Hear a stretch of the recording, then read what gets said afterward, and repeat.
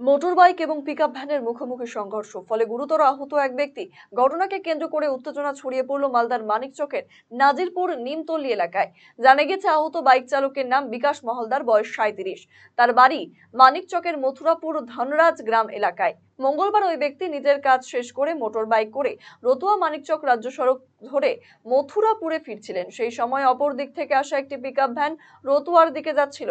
Nimtali petrol pump সংলগ্ন এলাকায় pickup ভ্যানের সঙ্গে বাইকের সঙ্গে মুখোমুখি সংঘর্ষ হয়, ফলে গুরুতর আহত হন তিনি। এরপর স্থানীয় বাসিন্দারা গুরুতর আহত বাইক চালককে তড়িঘড়ি উদ্ধার করে মানিকচক গ্রামীণ হাসপাতালে পাঠায়। তবে তার অবস্থা আশঙ্কাজনক থাকার কারণে প্রাথমিক চিকিৎসার পর মালদা মেডিকেল কলেজ এবং হাসপাতালে পাঠান কর্তব্যরত চিকিৎসক বলে জানা গিয়েছে।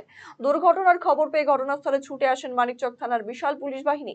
পুরো ঘটনার তদন্ত শুরু করেছে মানিকচক থানার পুলিশ।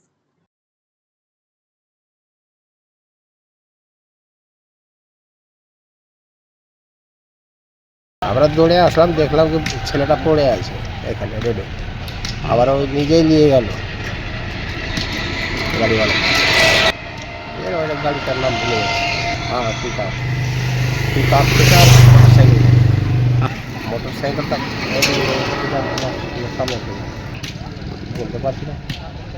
ক্ষয়ক্ষতি মোটরসাইকেল আর ওই ছেলেটা।